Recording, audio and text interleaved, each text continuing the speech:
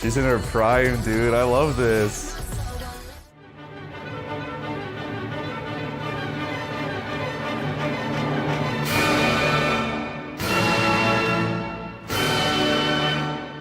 Do we know BLACKPINK I've heard the name. in your area? I have been waiting to listen to this. Thank you for your patience, Helen. I appreciate you. You and I are now reacting to the solo artist Jennie from the girl group BLACKPINK. This is her pre-release track Zen off of her upcoming Ruby album. She embodies the themes of self-awareness, balance, and inner peace in this song. Her lyrics delve into personal growth, resilience, and finding harmony amidst life's chaos, resonating deeply with listeners. With a blend of vulnerability and strength, Jennie's artistry inspires fans to embrace their true selves and navigate challenges with grace. At the time that we're filming this, I do not have the information of who wrote this. Are we ready?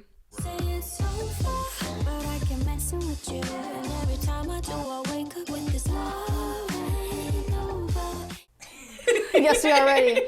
If you're hearing this right now, that means this video isn't monetizable, nor is it sponsored. Instead, this video is brought to you by you, our YouTube members and supporters on Patreon. Patreon and YouTube memberships are how viewers like you can support our team and also gain access to tons of exclusive content. We post almost daily reactions to both old and new K-pop songs, along with a weekly podcast. Here's a sneak peek of one of our latest episodes. This week, we're talking about 10 of the biggest debuts of 2024. 5 boy groups, 5 girl groups, who will win in the arena. This song is really well produced from like a mixing, mastering standpoint. Like I think it sounds really good in my ears. I don't know anyone who doesn't like this song. You True. know? If you dislike this song, are you okay? In 2024, we even added a new series where we rank every title track and single in an artist's discography. If you want to become a patron or YouTube member to help our channel continue and to access over 1,000 exclusive videos, check out the description of this video for how to join. Thank you so much to all of you who already support us. We really couldn't keep doing this without you. And now, back to the video. 3, 2, 1. It's a good looking owl. Is it? I think so. Owl. Wise, Athena, Yeah. Wow. Ka. These effects are crazy already. This is like movie quality. It's like a Marvel movie. Yeah, yeah, I was gonna say. What? Whoa. I thought she was a statue at first. She can be. Ah. God damn. All right. This would sound good in a car.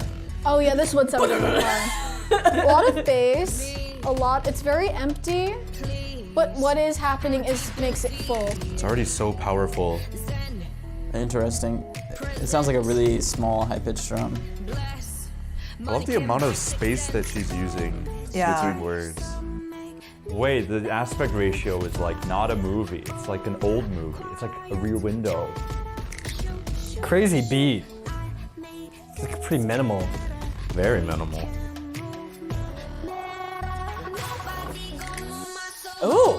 Okay, drop. That was interesting. Ooh, cool. Oh. I feel like usually a delayed drop would happen like in a final chorus situation. Yeah. But Are you counting it in 3? No, so the hits come in like a halftime like clave better. Ooh, nice synth in there. whoa. Ooh, what was that? Oh. The visuals are so interesting. You hear that? Yeah. You hear that? Yeah. Holy crap. This goes hard. Ooh. This is almost like ambient noise. Yeah. That was so interesting. There's also a bit of like traditional feeling to the minimalism with the percussion. Wow. This is an interesting verse. I'm feeling the zen for the first time in this song. It's super laid back for sure.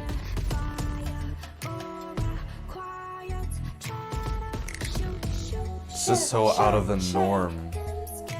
Yeah. Wow. I find it so interesting that there's not like a strong driving beat.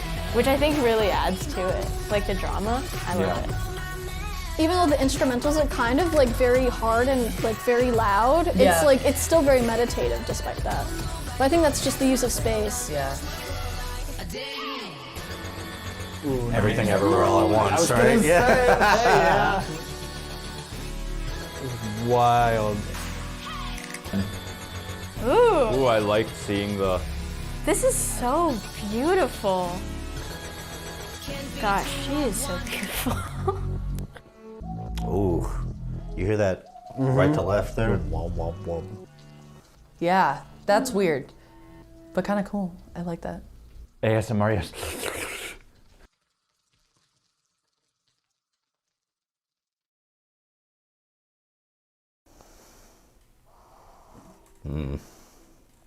Okay.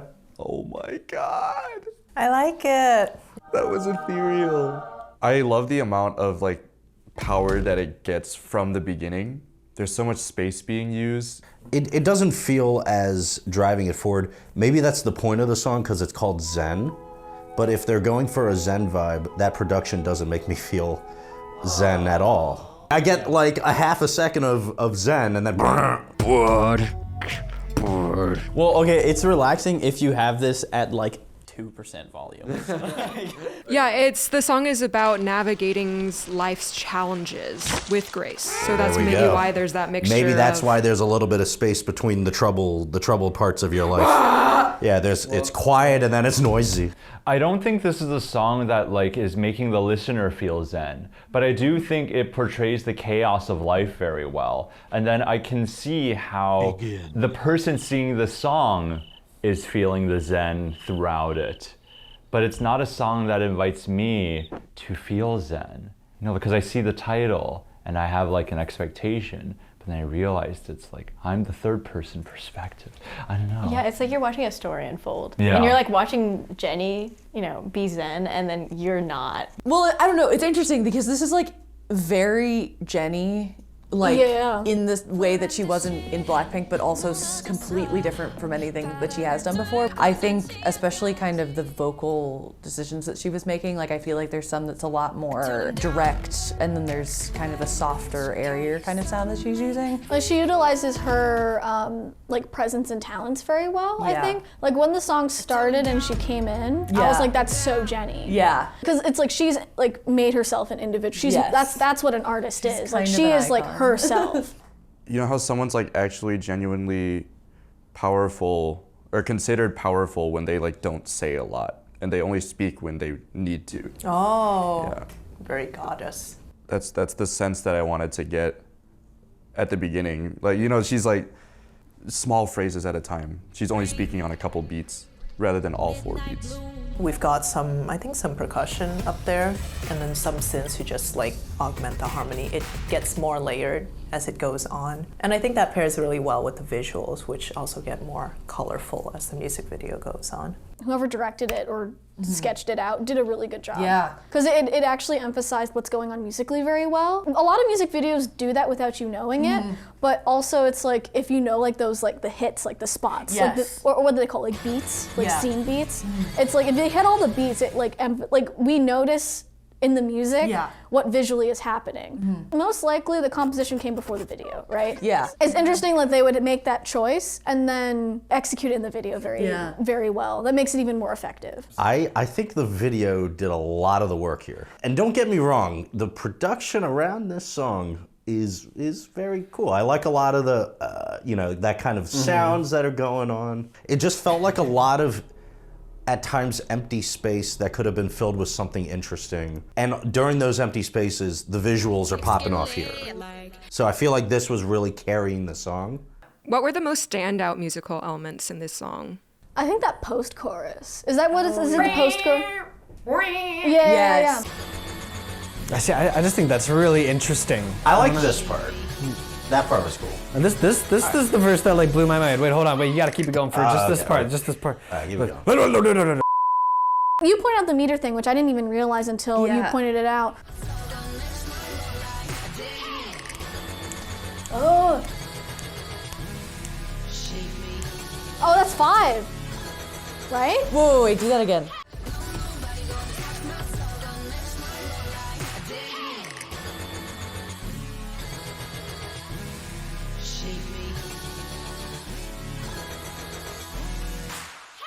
It's like a weird, there's like things that Stravinsky does with meter. Oh yeah. Where it's like, it's like different than like, you don't feel it. Like when he writes something in 7. Yeah, you're not supposed to feel it in 7. No, it's you're like, supposed to feel it. It's just supposed to be like an intentionally kind of. I'm trying to think of it. It's like weird. in Firebird. Firebird.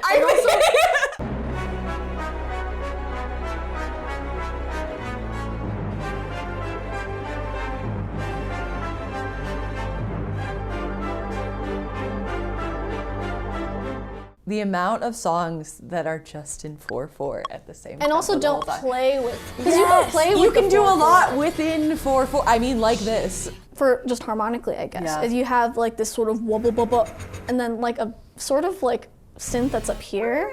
I think the looping harmonies also create this kind of hypnotic effect, and then also the lack of dominant pitch. It also adds to this feeling of like a continuous, eternal, timeless loop. So you're never like creating tension and needing to resolve it. So she's talking about these like 1 flat 7 flat 6, but instead of using like the raised 7th that would typically be in the 5 chord, 7th always wants to resolve to here, but there's not as much tension as she was saying. So like we don't really have that to go up to here. So you're just kind of like circulating and around these 3 chords, none of which include the raised 7th. What they're going for in the concept musically is this concept of Zen plus bad.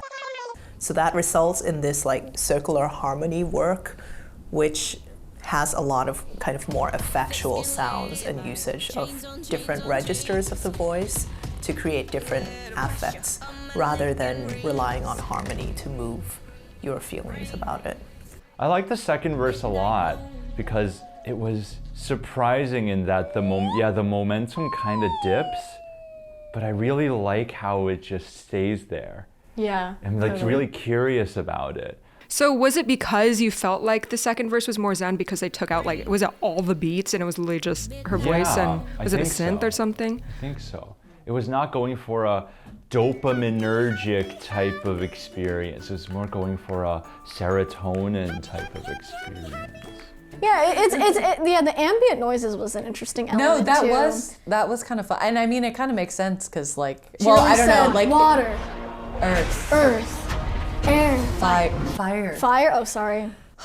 The 4 nations. Something Long harmony. ago, the 4 nations lived together in harmony, but everything changed when the Fire Nation attacked. There's instrumentation and rhythmic things that this song does that not every single mainstream pop song does. Yeah. Careful, that's like super expensive. That didn't happen. That did not happen. $1,000 payoff. That did not happen. No, that didn't.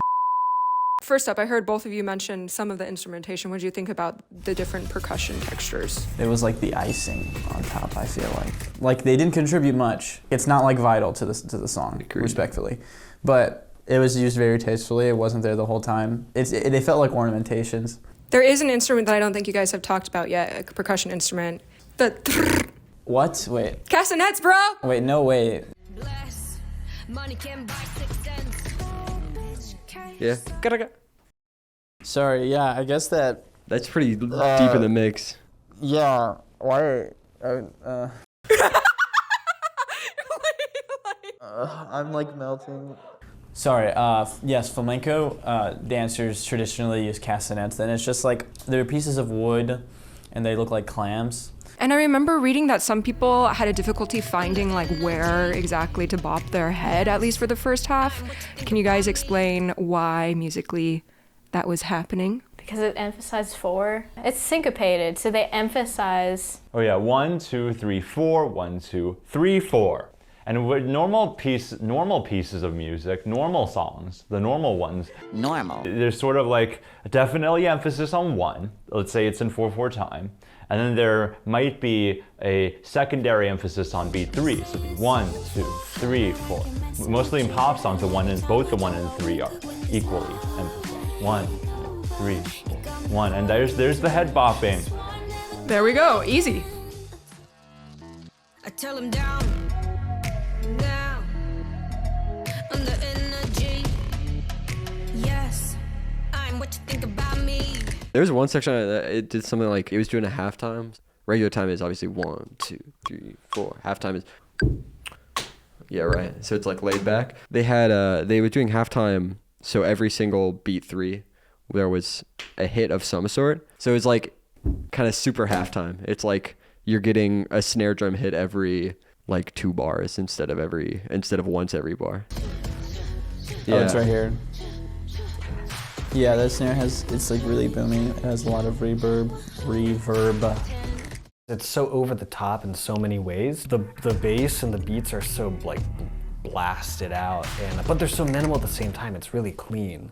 Oh, I really loved those low bass like hits. I really liked those. I felt that they were really satisfying. And I also liked that they weren't placed within like a really strong driving beat, and instead Jennie's like verse, the melody is pretty steady, which I thought brought a lot of contrast. You know, this reminds me of when you walk into a movie theater, and maybe it's not your movie theater, it could be a movie theater around you, but you can literally feel the ground shaking with the bass. And this is kind of like all you're hearing in the moment. So that adds to that oomph that her very kind of bare, singular voice, the presence that it has. And there's a lot of instances where I think they're using reverb to kind of add to this effect that she's kind of like in a large space and her words are coming out and they're very impactful. I liked hearing the juxtaposition between the jagged parts of the instrumentals and then the smoothness and consistency from the vocals. This is onto something, I think. It's onto something like dark and moody, and it's going for something. It has direction. The things that blew me away most about this song was when the beat just dropped out completely. I couldn't tell like when the next bass hit was gonna happen, when things were gonna come back in. It was really keeping me off guard, but it maintained the steady driving tempo the whole time. A lot of times I don't like when a song is overly predictable. There was enough here done where I was like, the minimalism here is really fascinating to me. Her voice is so full. Wow. Whoa. Ooh. It's very open fifths right now. Oh, see? We can't wubba bubba on this thing.